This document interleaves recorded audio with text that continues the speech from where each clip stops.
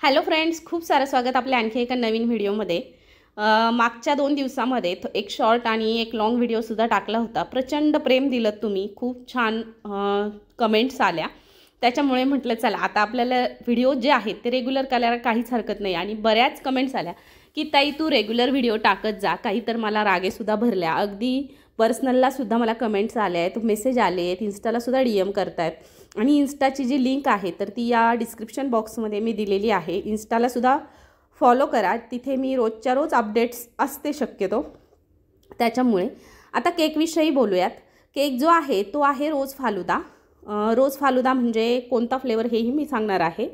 तर केकचा स्पॉन्ज बनवताना मी त्यामध्ये रेड रोज इसेन्स वापरलं होतं, इमल्शन वापरलेलं।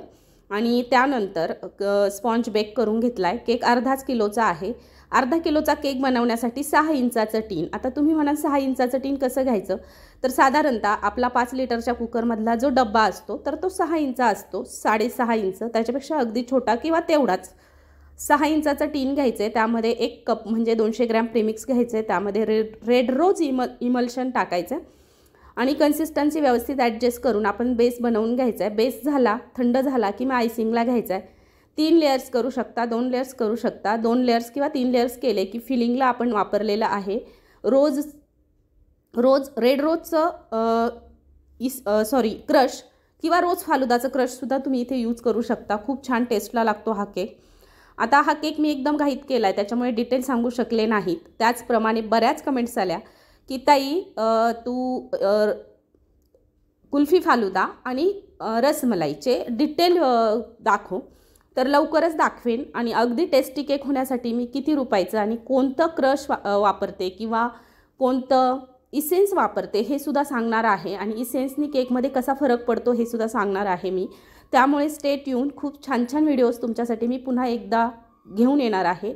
आणि अशीच धमाकेदार एंट्रीसुद्धा आपण केलेली आहे।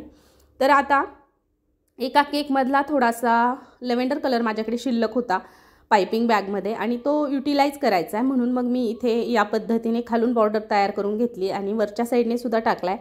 आता कसं आहे माहिती आहे का, सोशल मीडिया अगदी केकमध्ये सुद्धा आलं आहे असं म्हटलं तरी हरकत नाही।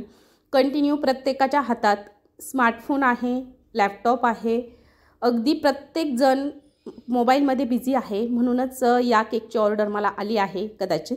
आणि ज्यांच्यासाठी केक देते ते सुद्धा एक बिझनेसमॅन आहेत।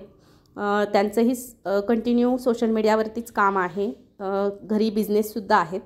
तर त्यांच्यासाठी मला ही ऑर्डर दिली होती आणि अगदी अर्जंट दिली त्यांनी, म्हणे मला 2 तासात केक हवा आहे। मग शॉपच्या केकसाठी माझे बेस रेडी होते, मग काय घेतला आणि त्यामध्येच मग मी बनवला। कारण मावा फ्लेवरचा बेस रेडी असल्यामुळे मग रोज फालुदा मी बनवला। त्यांना हवा होता रोज हनी, त्याच्यामुळे। आणि मी जी प्रोसेस सांगितली आहे तर ती तुम्हाला जेव्हा रोज हनी किंवा रोज फालुदा बनवायचा आहे तर तेव्हा तुम्ही तशा पद्धतीचा स्पॉन्ज बनवू शकता। तर हा मी आता मावा फ्लेवरचा वापरला होता। असो चला, त्यांनी तर एक सिंपल डिझाईन पाठवली होती, पण मी त्याला आणखी छान केला आणि जी उरलेली क्रीम होती माझ्याकडे पर्पल कलरची तिचा छान असा यूज करून मस्त डिझाईन बनवली। आणि सोशल मीडियाचे जे टॉपर्स आहेत तर हे मी प्रिंट काढून आणल्या फोटोवाल्याकडनं, ज्या फोटो असतात त्या। मग लॅपटॉप आहेत, मोबाईल आहेत आणि त्याच्यानंतर एक डायरी आणि पेनसुद्धा आहे। तर त्यांचं कंटिन्यू काम त्याच्यासोबत आहे, म्हणून कस्टमरने कदाचित मला असं सांगितलं होतं।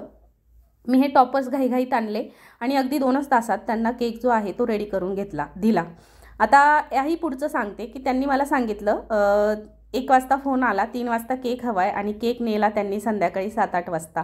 मग काही कस्टमर असेही असतात, सांगतात एक आणि करतात वेगळंच। तुमच्याकडेही असे कस्टमर आहेत का सांगा नक्की।